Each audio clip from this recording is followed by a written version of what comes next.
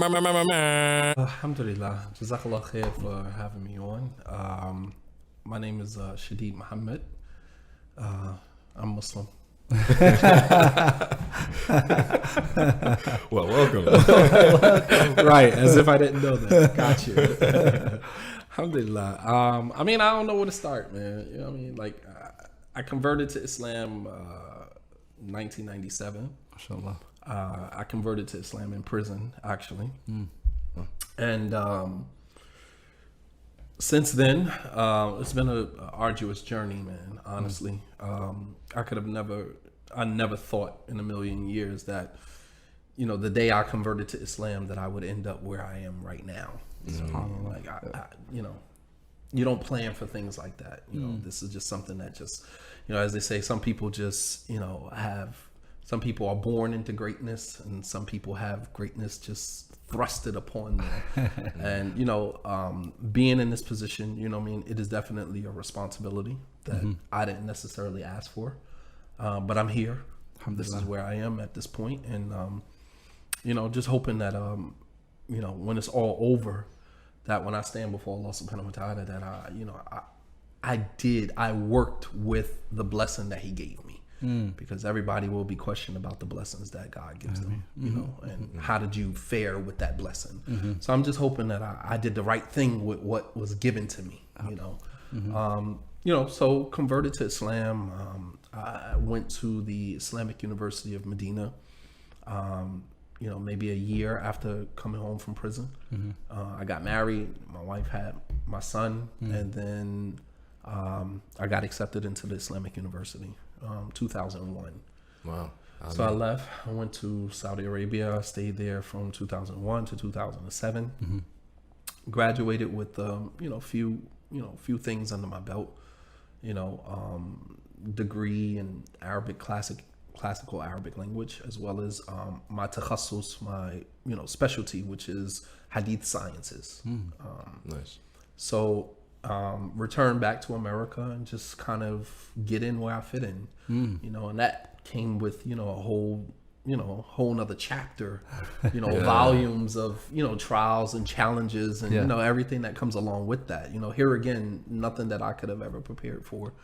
You know, when it's different when you're sitting on the musalla looking up at the imam on the minbar, and then you go from that to being the one on the minbar. You know what I mean?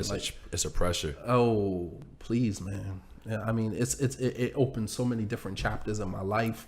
Some good, some bad, some horrible. You know what I mean? And, you know, but it's all part of my narrative. It's all a part of my journey. You know what I mean? Allah doesn't put more on your shoulders than you can handle. So obviously, you know, he knows that I can handle it. So how was that transition? Because you mentioned 3 transitions, right? One from being in prison, accepting Islam. That was the first transition. Then the second one was you going from prison, getting accepted into the Madinah Institute, and then living in a totally different country, right? We know that African Americans are viewed a certain way in certain areas. So what was that life like, right? Living in that chapter of your life. And then to come back here after, for lack of a better way to say it, prison converts have a certain connotation towards them. They're very extreme, that sort of idea, right? So how is it going from that mentality to being in Saudi Arabia and then coming here and then having to kind of adapt to mainstream Islam life here in America? And not only that, when you accepted Islam in prison, was it one of those things where it was like Sayyidina Yunus, like you were in the belly of the whale, and like that's like the only thing you legitimately found to kind of get you out of the darkness? Or was it one of those things like, hey, if I want to be protected here and be, you know, like, hey, you're trying to be real here, you know, like, you know, just let us know. Which one was it? My acceptance of Islam in prison was I don't think it was for either. Okay. It wasn't, you know, a pastime, nor did I do it for protection. You know, from the Essex County area, everybody pretty much know everybody. So me going into prison, you know, I didn't necessarily need, you know, Islam for, you know, protection. You know what I'm saying? Like I didn't, you know, only protection you needed in that environment is these right here. You know what I mean? And I mean, like I ain't the best, but I ain't the worst either. You know what I mean? So I mean, like I can hold my own, man. You know what I mean? Like that was never an issue for me. But I was along that journey, probably from the time that I was around 11 years old.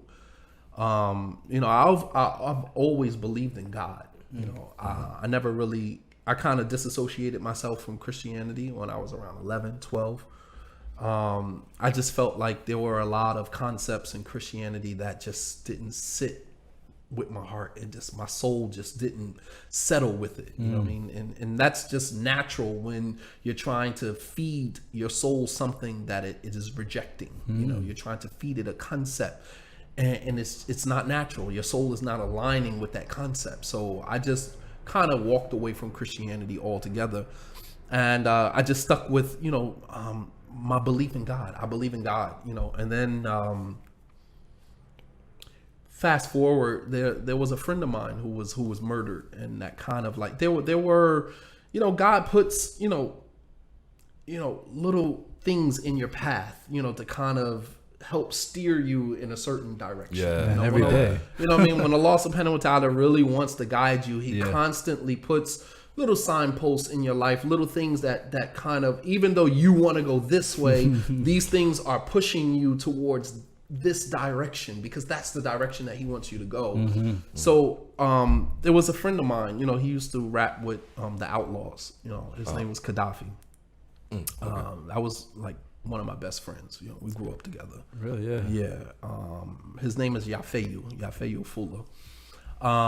Really cool. And once he was murdered while I was in the county jail. I was in the Essex County Jail waiting to get sentenced. And a girl came to visit me, and I can tell, you can see the look of death on somebody's face when I already knew. I saw that look before. My mother died when I was 16. I was incarcerated as a juvenile. And when my aunt came to visit me, it was the same exact look on her face. Oof. I saw that look. So when the girl came to the county jail to tell me that he was murdered, it was the same exact look on her face. Before she opened her mouth, I said, "Who got killed?" And she was like, "Gaddafi." I was like, I just dropped my head. It's just like my soul just came out of my body. You know what I mean? It's just like somebody just uppercut you, hit you in the stomach, and just knocks all of the air out of you. And you just feel like, like what is left for me? What is left for me to do? I feel like everything was gone. Right. So that was here again, Allah steering me in that particular direction. And then once I finally got down to prison, there was a friend of mine that, was already there, and, he had converted to Islam. Yeah. And, this guy was, he was a killer. He was down for shooting somebody, attempted murder. Yeah. So when I got down there and I saw that he was a Muslim, I was like, nah, there's no way. I know this guy. There's no way this guy is a Muslim. And, he gave me some books and things like that to take a look at. And, and it's just, the light bulb had already gone off in my head. So it was you kind of already knew about Islam a little bit. Yeah. Okay. Yeah. This wasn't my first introduction to Islam. Okay. Being in the juvenile correction facility, that whole system, like you run into people that are Muslim, you see certain things and you question certain things. So it wasn't my first introduction to Islam. I had seen Islam prior to that. And the books that he gave me, the introduction to Islam, Malcolm X's autobiography. And, I went back to my cell and I began reading, but the light bulb was already off. When the light bulb is on, it's only a matter of time before you just go ahead and do what you're supposed to do. You know what I mean? So the light bulb for me was already on, and it just took, the right moment, for me to say, you know what? This is exactly the direction I need to go in my life. Because you're already looking for an answer. There you go. It just came. Right. You're already looking for something. You know that there's something deeper in your life. You know that there is a deeper purpose that your life is supposed to serve. Considering the fact that this guy, God took this guy and not me. Yeah. Why him and not me? Why him and not me? And he wasn't a bad guy. You know what I mean? Like he was a decent guy. He wasn't a bad guy. So it's like, well, why him and not me? So then that starts the question begs the question, like, well, is there a deeper purpose for my life? And then you start on that journey. And if Allah subhanahu wa ta'ala wants to guide you, he'll put things in your life, people in your life that will continuously confirm how you already feel. Until you just eventually arrive at that point where you're like, all right, this is it. So, so that was the reason that I converted to Islam. And then, after converting to Islam, that starts a whole nother journey. Yep. And then, leaving prison and coming back out into the streets, that's a whole nother journey. Yeah. You know what I mean? Like in prison, when you convert to Islam, then you got all of these jailhouse Muslims, you know what I mean? And you got to sift through all of that to find out those who are sincere, those who are just Muslim for the stay, those who are just Muslim, for protection, those who, you sift through all of that to see who's really sincere. Yep. And then you gravitate towards that. You begin, you begin digesting, all of the information that they have. And then you transition out and into the world. And then when you transition into the world, like you said, there's a stigma that is associated with people being Muslim in prison. There was actually a time in my life where I was actually ashamed of actually mentioning that I was in prison before, because I thought that, I would be lumped into that category. And today I don't mind. I'm very comfortable talking about it. Yeah. And I get a chance to debunk a lot of those stereotypes. My entire life as a Muslim debunks that whole theory that prison Muslims, jail Muslims, are only Muslim just because they're in jail. You know what I mean? Like I left prison in 2000. I have never been back to jail since. Yeah. You know what I mean? Like I've never missed a salat in my life. Yeah. You know what I mean? Like I'm not saying like I haven't been late for a prayer, but there has never been a time from 1997 to 2019 that I did not pray 5 times a day. Allahu Akbar, you understand what I'm saying? And I'm not saying that to toot my horn. I'm saying that my narrative debunks that whole theory of jailhouse Muslim. Yeah, that you're not really in it. Right. And there's so many other Muslims. I'm not an anomaly. You know what I mean? There are many other, Muslims that I know of that are, have never looked back. They do exist is what I'm saying. Yeah. And then coming out and into the streets, and trying to integrate into the Muslim community, you kind of see, it reminds me of something that Nas once said. He says sometimes the rap game reminds me of the crack game. Yeah. You know what I mean? And so when you convert to Islam and you go back out, you're trying to move away from the whole street thing, that mentality, associating with those type of people. And then you come into the masjid and you see Muslims. You see the same. Trying to go in that direction, especially Muslims that were born and raised Muslim. And it's like, you don't want that. That's not what you want. Trust me, I've been there. That's not what you want. Man. And it's really sad because it's like, the more and more you try to move away from it, the more and more you see the Muslim community gravitating towards it. But not only that, one thing you gotta remember, especially because I'm an immigrant, my family's an immigrant, so your story is really important to us, because when you see an African American come out of jail and they're Muslim, like, oh, that's where he learned Islam. That's the first thing come to mind. Then I can think twice. But if a Somali or Sudani, somebody's locked up, like, okay, he's just a Muslim that's locked up. He didn't learn Islam, and there's no way he did. But it could have been that way, right? So you already debunked that stereotype for us immigrants, right? That was already off the bat. Right. Second thing, like you were saying, come into the community, they're gonna be like, oh yeah, they're gonna be like, stay away from him. He just got out of prison, and his Islam isn't right. But not only that, immigrants, they want to be in the streets. Like, no offense, like as a matter of fact, the brother who gave me my first mushaf in all Arabic was a Palestinian brother in prison with me. So right, look at that. Was Palestinian. His mother came to visit, and she bought 5 copies. I actually still have the copy upstairs. Oh, wow. I still have the copy from 1997. I still have it. Yeah. She bought 5 copies of the all Arabic Qur'ans, the Mus'haf, and she gave it to him and told him to give it away sadaqah to other inmates that were there, and he gave me one. That was my first all Arabic Quran that was given to me in prison by a Palestinian. You understand? So this whole idea that every African American Muslim must either be a convert or converted to Islam from prison, it's really sad that is the stigma that hovers over our heads when we come in contact with people from other cultures. I mean, but here again, we have to do our due diligence. We have to tell our stories. So once that story gets out, people can now see that there's another side to that. Exactly. You understand? Exactly. And is no story is the same. Like every instance is completely different. That's You true, and bro. one other person could have been true. that same time, got out at the same time, but your narrative is completely Different. And then, you know, going into integrating into the Muslim community was that's another trial. You know, you have people discriminating against you, don't want to marry their daughters to you. Meanwhile, your daughter got 2 boyfriends. Yeah, like, oh, you, man, like that's- you don't want to marry your daughter to me? That's like, coming in part 2. But let me tell you about your baby girl. Let me break it down to you. Yeah, you don't do that. You got a false impression about your daughter who wear hijab and come to the masjid with you on Jumu'ah. Let me give you the real rundown about your daughter. Your daughter's messing just with. wait until 8 o'clock. Ladies free till 9. You know what I mean? Like, it's like you discriminated against me because I came home from jail, but you your ain't daughter even got 2 boyfriends that's in jail. You understand what I'm saying? Oh my concurrently. goodness. Yeah, no, this Right, is exactly. serious. Like, you know what I mean? It's really sad. And I had one brother, you know what I mean, like who despite my condition and despite my circumstances, man, he was still willing to marry his daughter to me. Wow. You know what I mean? And he didn't care about that, you know, because he was looking at, you saw know, what's the on the person. side. He saw the heart. Right. He's looking at the individual, not your circumstances. You know what I mean? And in the African American Muslim community, I mean, how many 17, 18, 19, 20-year-old boys have not had a brush with the law at some point? Yeah, have not been, whether you were incarcerated for a substantial amount of time or you just had a minor brush with the law where you were arrested, fingerprinted, but that's our narrative. That's normal for us. Yeah.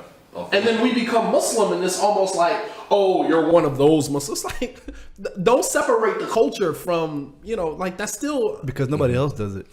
It only comes to African Americans when you gotta separate. Like, Right. You know, when you come from Egypt, you tell separate the culture, they're like, "What are you crazy?" Right. Yeah, but we come here like, "Yo, what do you got? You guys gotta separate that." Man. You're right, Like, right. Electric slide at your wedding. What do you mean? Right, like you can be Muslim, but you can't be African American. can't- Yeah, Right. exactly. That's Because they exactly- see like we don't have a culture. That's So exactly so what it is, yeah. once you got out and you went to Saudi Arabia, right?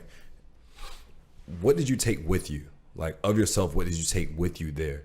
And why Saudi Arabia? Like, why didn't you think about going to school here? Well,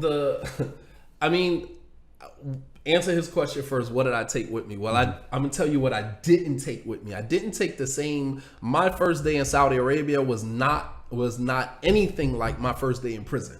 Your first day in prison, you like the first one say something wrong to me, you know, I'm gonna knock his head off. So I actually didn't go start the Islamic University with the same mentality. First dude say something to me out the way, you know, I'm gonna knock his teeth out. You know what I mean? So I didn't take that mentality, but I was very naive. I was very naive. Like, you know, going to the Islamic University of Medina was always like just a far-fetched dream for me. It's like, you know, I never even thought about ever, you know what I mean? Like, I remember in prison, the Imam had brought this young brother in who was studying in Yemen at the time. And, you know, he got on the minbar, he gave the khutbah, and he was spitting Arabic. And I'm just like, whoa, I'm amazed because, you know, prior to that, all of the imams that ever came through the prison were old gray men, you know what I mean? Old men. And like, all right, you respect them, but you can't really relate to them. I was 20 years old when I converted to Islam. You know what I mean? Like, Pac had just got killed. I was thugged out, man. Like, you know what I mean? Like, you got to come better than that. You got to appeal to where I am. You know what I mean? Yeah, like, bring me out of that. Right. I'm 20 years old. You know where I'm at, yeah. And so when this young brother came in and got on the minbar, and he's like, his Arabic is just pristine, and he's quoting ayats in the Quran, and I'm just sitting on the musalla like, wow, those brothers like that actually exist. And they're like, yeah, he's studying in Yemen, and I'm just like, wow, I wish I ever had an opportunity. I wish I had an opportunity to do that. So it was always a dream to be able to go abroad and study and learn Islam and things like that. So going to the Islamic University, you know, coming from where I came from, I had a different set of circumstances.